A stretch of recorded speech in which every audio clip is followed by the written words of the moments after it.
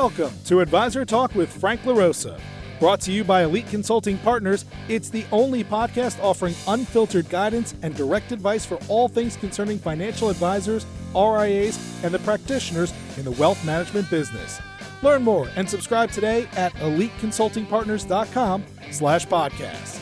And now, here's your host, Frank LaRosa. Hey everybody, welcome to Advisor Talk with Frank LaRosa. I am your host, Frank LaRosa. This is my right-hand man, president of Elite Consulting Partners, Dale Dempsey. What's cooking, Dale?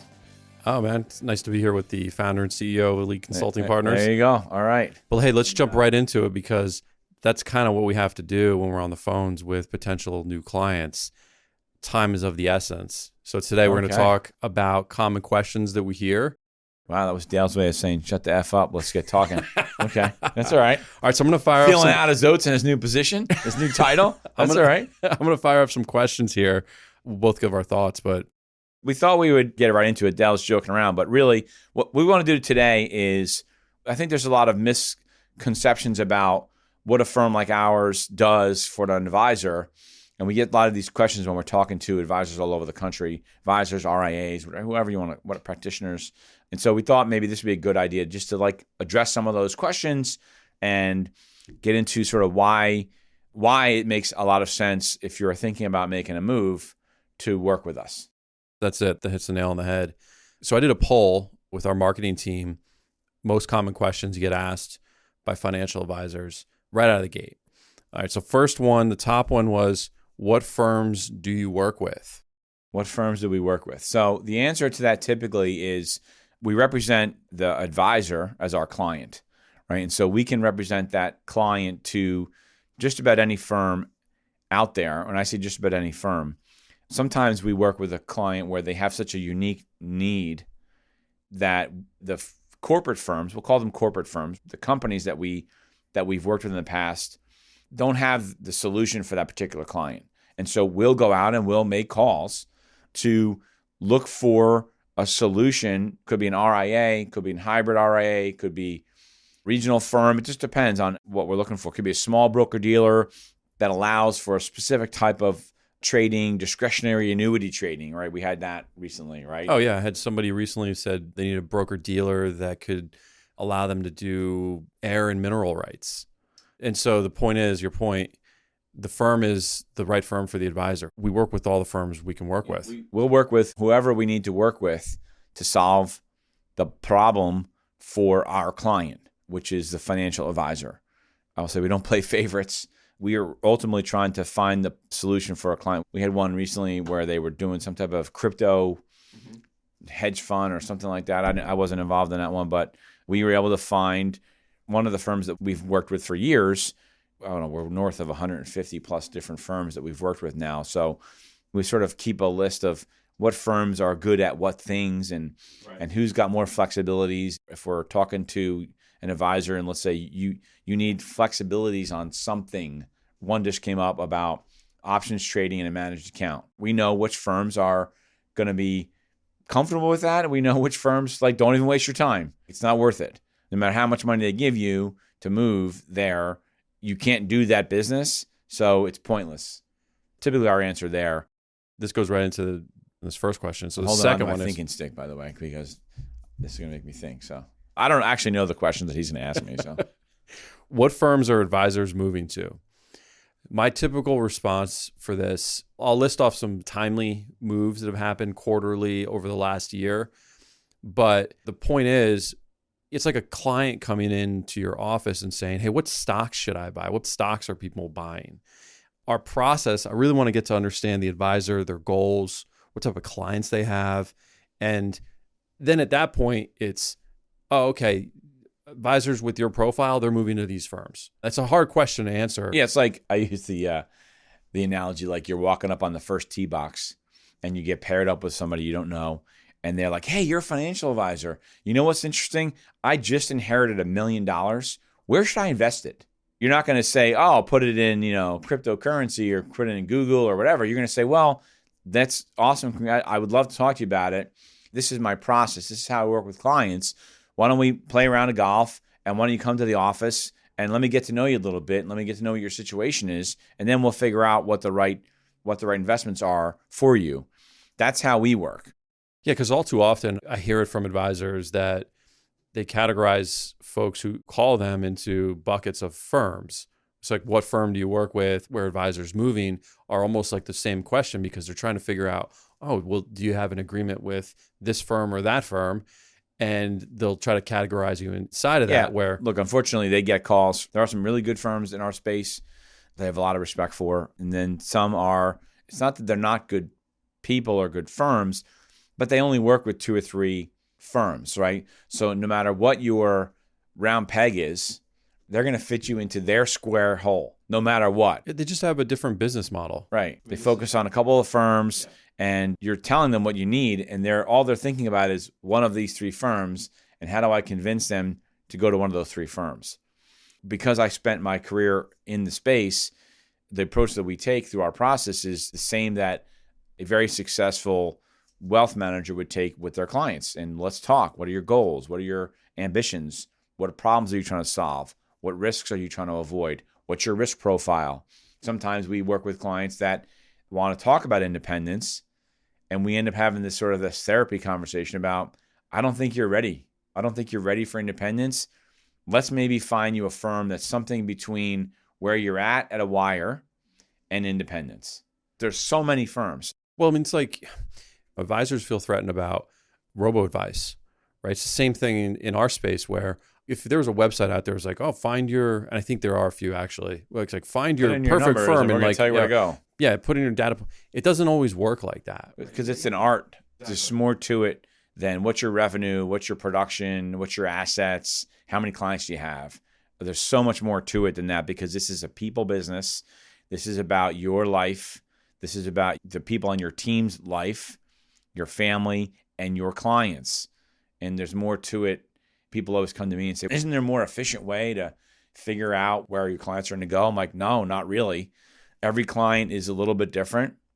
So every solution is going to be different. And there's no way to sort of put that in boxes. It being easy, I enjoy the hard work. I think the way we do it is harder, and we learn more. Oh, absolutely. That's that one. Oh, here's a good one. Are you a recruiter? Well, functionally, we can perform recruiter tasks and be an outsourced recruiter for a firm. We have a business channel that actually does that. The core of our business, though, is consulting. So technically, we connect financial advisors with recruiters at firms. Right. And it's not us trying to put ourselves out as an employee of a specific broker-dealer or RIA. We're not representing any one firm. And functionally, in one of the areas that we operate in is that of recruiting. But our process is a consultative approach always, which means you're always going to get multiple options, multiple choices, educated during the process. So you understand when you as the advisor make the decision on where you're going to go, you had all the data, you had all the information on whether that was the right choice. What a recruiter will typically do is they'll just call you and want to introduce you to a firm or 2, Wells Fargo and LPL. And they're not really consulting with you on whether those firms are even right for you. All they know is those 2 firms, they pay the advisor a lot of money, but they also pay the recruiter a lot of money, and that's where they send you, right? That's really what a recruiter is. They're just trying to find you a home, and they're not really digging deep into your business. I was out dinner with this RIA, and we were out for it was like 4 hours, because I needed to spend time understanding their business like it was my business. Mm-hmm. Literally, like, get inside their head and understand their business so I can give them advice, because part of what we also do, in addition to transition services, we run practice dynamics, consulting, and coaching. So we're looking at a relationship with a client as a long-term, lifelong relationship, not a transaction. And I think that's maybe the biggest difference, is a recruiter looks at it as a transaction. Right. We look at it as simply one step, one part of a longer relationship with one of our clients. Right. It could be a lifelong relationship. That's the goal. Yeah. We've got firms that have been with us for years and years. And some of them become close friends of ours. I mean, that's just how we do it. That's the best case scenario in my mind. That's what we love. Another question. I know all of the managers in this market. What could you possibly do for me? Yeah, well, unless the manager's your brother or your sister or whatever, they have an obligation to their firm. Even if they're your golf buddy, they have an obligation to their firm and their P&L and their compensation, and they're never going to give you the kitchen sink unless they're pushed. And if he's your buddy, you're probably not going to push him the way you need to push him. And so where we come in, we help negotiate that deal out, because another thing is your guy, your friend, is in his local marketplace. And it's unlikely that he knows what his firm is doing on the West Coast, or if it's a guy in New Jersey and he doesn't know what's going on in Texas, but we might. So we might know what the firm is doing on a corporate level that he doesn't know. So we work with the managers and try to help them. Like, hey, this is the kind of deal I just saw one of your guys out in LA. Do this, ask those questions. So we know how to push professionally, push and talk to managers about how to get these deal done. The other thing is we're the go-between, talking about money with someone that might be your business partner for the next 10, 12 years, some of these contracts, 14 years. You're with them for a long time. And so sometimes it can get a little bit, I'm not going to say hostile, but it can get a little bit awkward, uncomfortable, because you want what you want. You're the seller, theoretically, right? So you want the highest price you can possibly get. Well, the manager that you know, that you've played golf with, he wants his economics on your deal that's hitting his P&L every month to be as low as it can be, because that's probably how he's probably getting paid based on the profitability of the office. So you have to understand you are on opposing sides of the discussion, right? I go back to the Tom Brady thing. I look at Tom Brady as an example. So when Tom Brady left the Patriots, or when he was thinking about leaving the Patriots, he didn't just pick up the phone and call general managers, because he could have. They all know him, right? He knows them all. He didn't. He called his agent. They went through some parameters that he would want to see in the new firm. The agent went and did the work. The agent went and negotiated the terms and whatever stats he was going to get paid on and bonuses and all that stuff. Tom didn't normally bother with that, because if he did, it would take him off of what he gets paid to do, and that is practice and train and all those things. And so as an advisor, you don't want to spend your time managing your book of business and then sort of going through this negotiation and all the work that goes on in this stuff. That's why you want to work with someone like us, because we're going to help bridge the gap.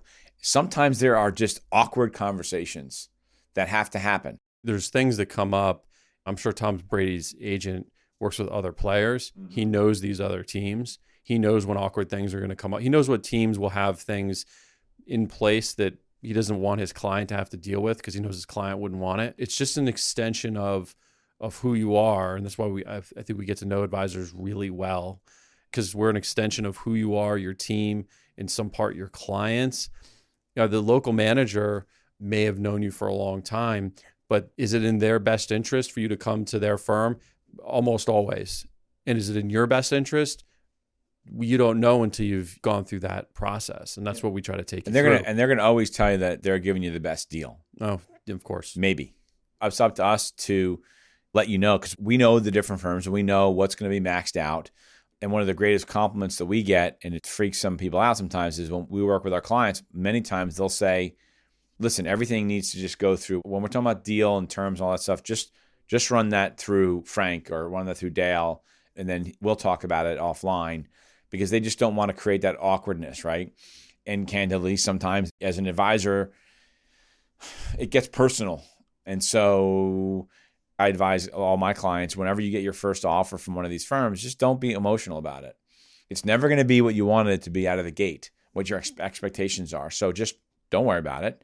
But sometimes we get the unabridged opinion from the advisor. It's our job to take that messaging, however upset they are and frustrated. It's okay. We understand that.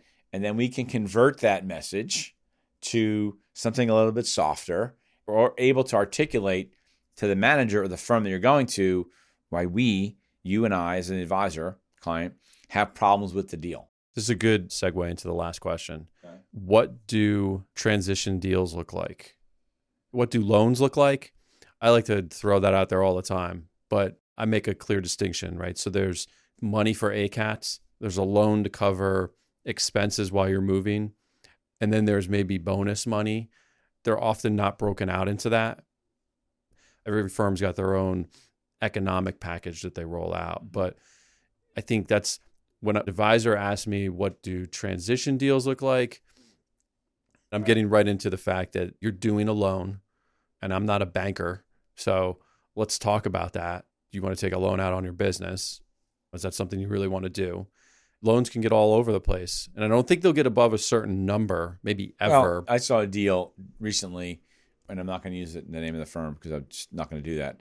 They were giving this team, a large team north of a $4 million team, 200% upfront. So walking in the door, it was a 12-year deal. It was 200% upfront and then another 100% on the back. That's a wirehouse type kind of deal, right? Yeah. That's the typical, I think wires and regionals are in that 125 to 135, 145, 150, depending on your size, if you're over $1 million or $2 million. And then there's some back end hurdles. You know, if you're looking at a deal where there's, let's say, 4 or 5 hurdles on the back end, the last 2 years of those back end deals generally are stretch goals, meaning that the firm is betting that about 10% of the advisors that they bring over on those deals actually hit those numbers. And that's okay. Listen, they want you to work for it. We see people hit them. It's not uncommon. It just depends on the market, right? And those are revenue-based goals. We are starting to see firms change to asset-based goals. On the independent side, you're seeing transition deals, as Dale calls them, loans, transition deals that are based on your AUM, not your revenue. So if you're an advisor that's been in the business a long time and you've gathered a lot of assets, but maybe your ROA on that book, so return on assets, is lower. So maybe you have $500 million in assets and you're not doing $5 million in production. Maybe you're only doing $2 million in production. Well, going to a firm that is going to pay you your transition deal on AUM is going to be a very lucrative opportunity for you. So you need to think about those things. So when we talk to an advisor, we look at, well, what are you trying to get accomplished? Deal is only relative if you find the right firm that's going to help you with your business or a succession plan or whatever it is. So we work with some firms that are at zero. There is no transition deal, but their economics on a monthly basis, your net income, we did a podcast saying it's all about the net. Yeah. When you're on the business owner side, it's all about the net. And firms that are paying you transition dollars, whatever form they're paying them in, they're getting their money back through reduced payouts, admin fees, affiliation fees, ticket charges. On the wirehouse side, it's lower payouts. You look at some wirehouse firms and you look at the cash payout. An advisor said to me, well, I get paid a 50% payout. No, try 42. Your cash payout is 42. The other 8%, they're putting in deferred comp that you may or may not ever get because you don't know if you're even going to be there. Do you know for sure you're going to be at that firm for the next 8 years? The response many times is, no way, I'm not going to be here. Okay, so every month you do production, you're basically throwing away 8% of your money because it's going into a deferred comp package that you're not going to be here to get. On the flip side of that, though, which is a whole nother conversation. There are plenty of firms where the economics are maybe secondary because you're happy there, your clients are happy there, you're doing more business, and you look at the economics in a different way and maybe like a growth metric where, all right, so it's not pound for pound. You look at the price difference, right? If the price difference between you going independent, running your own firm, and you go through the pro formas, which we help our clients with, and you just look at the difference between what you're getting paid today, forget about taxes, but what you're going to be paying today, your payout at, I'll just say Morgan Stanley, for instance. I'm not picking on Morgan Stanley, I'm just using them, versus going to LPL. And maybe the difference is 15 points, and you're doing $1 million in production. Well, maybe that 15 points is not worth it for you to have to take on the responsibility of running your own business, right? And there's solutions to them they're not going to get into, but you look at that, and some advisors, and we talk about this, some advisors are just better off staying at a wire or regional firm because their payouts are good and they're good enough, And it's the totality of their life that's important to them in terms of flexibilities, not having to worry about stuff. Their assistant calls out. Well, you don't have to worry about it because there's another assistant in the office that's going to cover for you. All of those things go into what's important. But in terms of when we get these questions about, well, what deals are out there? Well, what deals are out there? Well, it all depends. It all depends, and almost all deals are out there. We even work with advisors who want to work directly with institutions to get their own lending when they transition. I mean, that's just the reality. Is you could kind of create your own economics as you want. We coach folks on how to do that all the time. Go to a firm that's not going to pay anything, but their economics are better. You go to Live Oak Bank as an example, or your local bank or whatever, or an SBA loan. Get a better interest rate. Get a better interest rate, like 3.75%, 4%. Some cases that just makes sense. Right, it's a business expense. So those are the types of questions that we get. One of the questions that we get, we didn't talk about, is I get these calls all the time. What's different about you guys? Why are you guys so special? For me, the difference is that we look at the team that we have in place. We run a very large business. So for the most part, our business is larger than most of the practitioners that we talk to. So I have the experience in terms of helping them with pro formas. We have our CFO is a CFA. He was a financial advisor. So we can sit with a client and go through a pro forma, our pro forma, not a pro forma that the firm gave them that wants to make it look good. What we call a true pro forma. I've seen a lot of pro formas from firms that just aren't as accurate as I think they should be. So our CFO will go through that with an advisor. We work with probably more firms than anybody out there. We have more experienced people on our team that have been in financial services, sat in the seat, been in the offices, running branches, all that stuff. And so that separates us. The other component of it is we're not just sort of a transaction type of firm, because we have different businesses, different services that we work with our clients on, not just getting them sort of like pre-transition and post-transition. We have a business service called Practice Dynamics, where we help the advisor not just find the firm that they want to go into private practice or independence, but we'll actually help them with the computers, with the office space, the office design, setting up their CFO services for bookkeeping and all that, which is an important part. We then maintain our relationship with them to help them with the technology ongoing, because many firms say they do those things, but the reality is they don't, not on a local level. And then we help with coaching, because we've been doing this so long.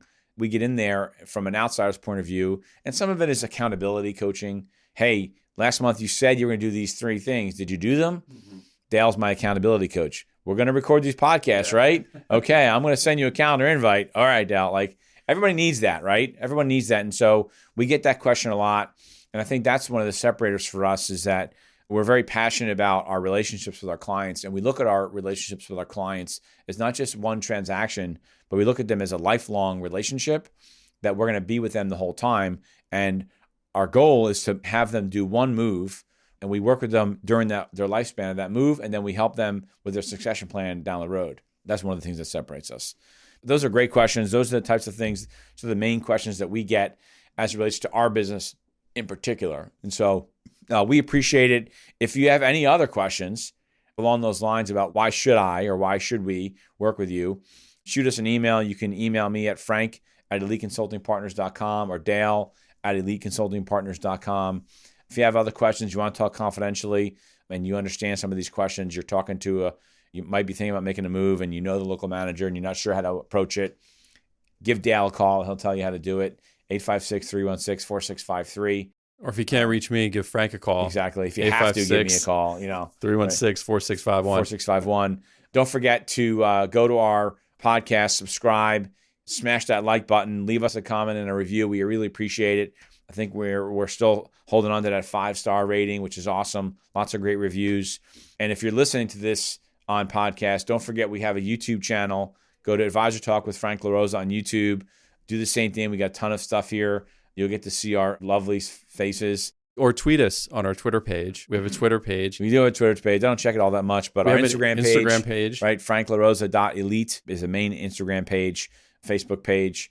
Basically, we're everywhere. I was going to see how far I could take that. We're everywhere. Right? Google search us. Google search us. Yeah. Check out our website. But really, it's for anything, call us. We can handle any part of your transition, any part of your practice. Even if you have zero interest in transitioning firms, but you're looking for practice management solutions, you're looking to figure out a better technology stack, you hate your phone system. We work with a lot of advisors that have been independent for a long time, and they're on old, antiquated phones. Their technology is outdated. There's some things, simple things that we can help you with that will help you take your business to another level, which is what our goal is. So have a great time and great year this year. Make it as productive as you possibly can. Peace. Great talk. Thanks for listening to Advisor Talk with Frank LaRosa. If you're looking for more advice or solutions on any topics in the financial services industry, or you just want to subscribe to our podcast, head on over to eliteconsultingpartners.com/podcasts.